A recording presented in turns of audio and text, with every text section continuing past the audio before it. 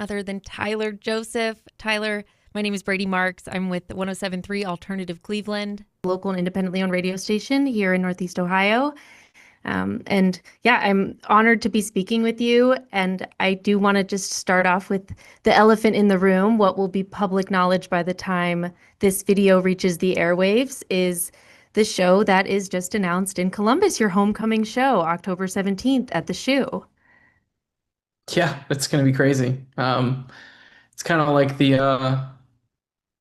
doesn't, it quite literally doesn't get much bigger than that. And I don't know, anyone who's gonna be at that show is gonna kind of watch Josh and I probably, kind of realize over the course of the show that, we've reached that peak. And I'm not really sure exactly what sort of emotion it's gonna be or how it's gonna manifest itself, but it should be a pretty powerful moment.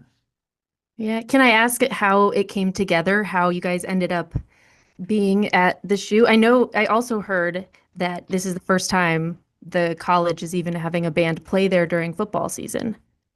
Yeah, the university has been very accommodating and really couldn't do it without them allowing us to do it during football season. Like you said, that's not been done before. And yeah, I think that we just knew that we were gonna, after this year, wind things down for a while, and it felt like the timing was lining up for us to one more show. It will be it'll be a really long set, probably one of the longest sets we've ever done. Putting the final touches on the set list now. And so it will be like a new show entirely. And so a lot of work still to be done on it. But from what I've put together so far, it's going to be one of the more challenging shows we've ever done, but also I would assume most rewarding as well. Yeah. I'm so excited for the show and just thank you for doing a show, for bringing your artistry back home to your home. And I know you probably hear people say all the time, I've been a fan for forever, but I was introduced to your music through Vessel, and I went to your 2014 show at Jacobs Pavilion. It was the first show I could drive myself to. I just got my Nice. license. Um, and I feel so privileged. Oh my gosh, like my younger self didn't know how lucky I was to see you guys at that venue. And then I saw you again at Rocket Arena, and like it was still, I still felt like it was that small of a venue. You have this way of making any person in the room feel like they're immersed in the show, whether it's like the lasers high up that are like over Hmm. people's heads, or when you did the body double moment Hmm. during the Clancy tour. Like I have never seen an artist or two artists as big as you and Josh make it such a point to bring in those forgotten fans, to make sure they still love the show. Can you talk about that or the importance of that? Yeah, it's a really intuitive observation. It's definitely something that we focused on. It was like, trying to imagine, that kid all the way in the back. How do we make that still something that they'll remember? Um, it poses a bit of a challenge. The larger the room, obviously, and Ohio Stadium is going to be the largest. Um, it's interesting. Sometimes you don't quite know, like, how long is it going to take for me to get all the way back there? And you know, is the song long enough, to even do that? And so we're kind of in that building phase of the set list to make sure that we can still bring in that entire stadium into the show and bring the show to them no matter where they are, as much as we can. And so, yeah, that's definitely one of the challenges is to maintain that philosophy, even as the venues scale all the way up to a stadium. So, yeah, it'll be interesting. Yeah, I'm excited to see how you guys pull that off. I know you will, but how exactly you pull that Well, we'll off. see. We might Yeah. not. Yeah. I will forgive you if you don't. No, we will. No, you're so beloved by your fans all over the world, but being from Ohio, I'm born and raised Northeast Ohio, but Ohioans still the same. We have a love-hate relationship with this state, almost like, people make fun of us and it's like our little sibling. Like, no, don't talk about Ohio like that. Yeah. Yeah, I want back to off. know, yeah, yeah, come on. I want to know if the shows you do in Ohio, if there's something different that you've noticed just throughout your whole time playing. Yeah, I mean, I would say that I guess there's just this extra sense of pride.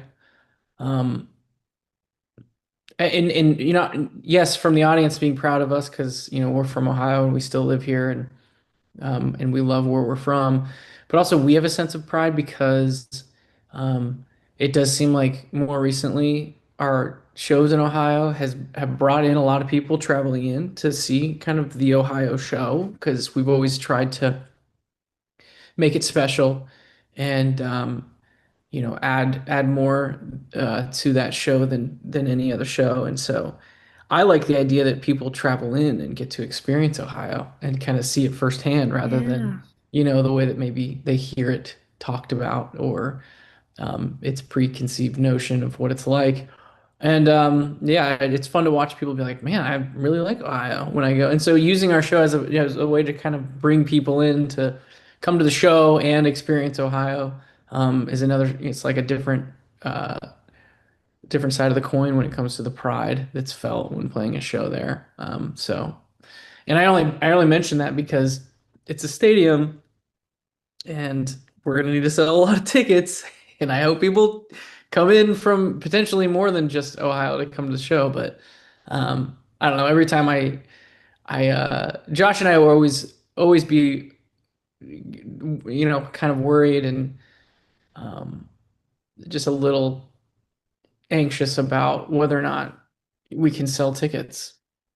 And I think that started at a very, early on in our career where that was what it was all about. It was like, okay, which venue are we going to play? How many tickets can we sell? And it's a very anxiety-ridden thing for a band or a performer to kind of wrestle with. And even us this far along in our career, we're still like continuing to reach higher and higher, and now we're reaching for the highest. And it's like, oh man, I hope this works. I think, that's a sign of like, a really great artist or someone really great at their craft that nerves still brew. I like to Mhm. think that. And it shows the consideration you have for your fans that you want to put on a successful show for them. Um, but yeah, we're just so excited. We do a lot, being a locally owned station, we do a lot of like listener research and asking our listeners what they want to hear. And overwhelmingly every year, like your music stands out. Hmm. Compare, like people love the music you play, and I get it because I love it as well. Um, but yeah, That's awesome. so I know you got a lot of people in Cleveland and Akron area that are about to drive down for this That's show. awesome. So we're really excited. Well, I Um, appreciate it. yeah. And with our listeners, we've asked them like over the years, if you ever met your favorite artist, what would you ask them? And I searched through and I found somebody who wanted to ask you a question. And I was wondering if I Okay. could ask. They don't know I'm asking this, so hopefully they see this. But this is one of our listeners, Ashton, wanted to know, was the approach to writing Breach different from Clancy, despite them being continuations of the same story? Mm. Um, that kind of that time frame all kind of blurs together for me, honestly. As far as finding a rhythm and the way that Josh and I were writing and the momentum that we kind of caught was continued from one record to the next. So I personally, and I don't know if um, maybe some of our fans feel this as well. Sometimes I don't remember which song is on which record between Breach and Clancy, like because they were so close to each other. Yeah. And so in a sense, I kind of feel like their creative process um, were kind of together. They were brother and sister. They, came from they were raised by the same family or, whatever metaphor you would use. So yeah, very similar process. Josh has a studio with his drums. We get all of our drums out of that. I have a studio where I do, most of the writing and recording as well. And we collaborate and come together. And we worked with our producer friend Paul Meany on it. And so both of those things that I just listed were present in both records. And so um, I think that there is probably, if I were to really try to dissect the difference, maybe the mindset on Clancy was this like uh, desire to prove something to ourselves.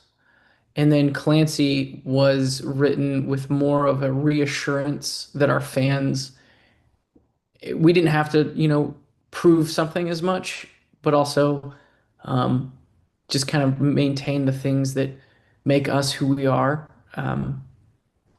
Rather than, sometimes as an artist, you feel the pressure to completely reinvent your process or reinvent yourself.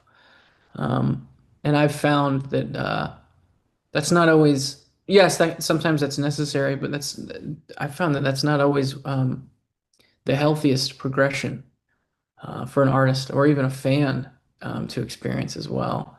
So trying to find that balance between doing something new, trying to keep it fresh, saying new things, but also not feeling like you want to only push off of who you were, but kind of being okay with who you were and being inspired by who you were. And so that's kind of how Breach was maybe written with more of that mindset. Oh, beautiful answer. Thank you. Oh, Um, yeah. yeah, that was great. I'm sure Ashton, if they listen to this, they'll be very happy that you answered that question. Thank you. Yeah. Um, I want to know, and I know I only have a little bit more time with you. Whenever I've gone to your show, like your fans are some of the coolest, most obsessed fans in the best way. You know, you make music that they connect with so much, but they end up putting some time and effort into some pretty creative gifts that at least I don't know if it ever makes it to you, but every time I've gone to one of your shows, I see people with their little thing they hope to get to you or Josh. And I wonder if there's something that sticks out, a really great gift you got from a fan or something that you were like, that really stuck with you.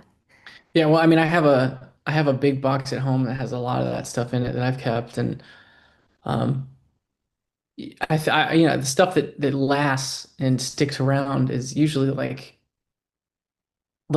stuffed animal stuff. I know it's kind of weird, but like plushy things that they make or knit or crochet themselves.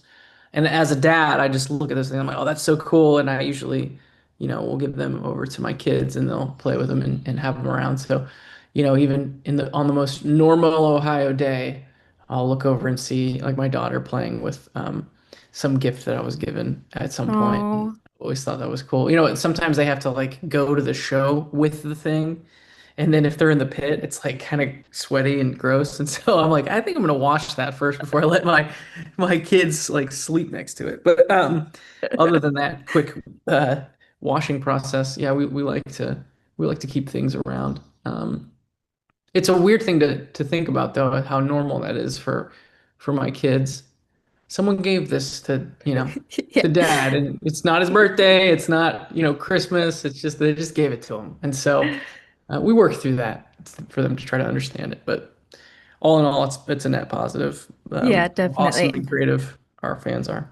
I feel like the people who make the plushy stuff, they feel like they hit the jackpot, you know. Yeah. It's gonna be it's gonna be a fair family heirloom now, you know. Hmm. Very well could be.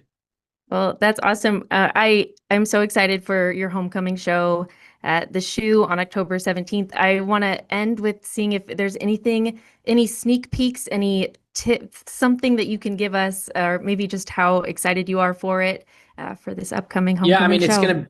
I think it'll be one of the longest sets probably the longest set we've ever done. It's pushing up close to it'll be pushing up close to 3 hours. I hope that doesn't like get people bummed. Like, I don't know, maybe I Mm-mm. wouldn't want to go to a 3 hour show, but I would imagine this is the moment to get to some songs and the amount of songs we're going to try to get to. We've never done before. And so that's an aspect of it that is a bit daunting, but I'm excited for. It's also weird that it's just a one-off. Like this show won't exist anywhere else as far as like the set list and the way that we're doing it. So there's that. And yeah, I mean, we're trying to get creative with different ways to get out to, different parts of this stadium, but it is a massive place and it's a bit challenging, but I think we have some ideas of how to do that. So yeah, it should be special.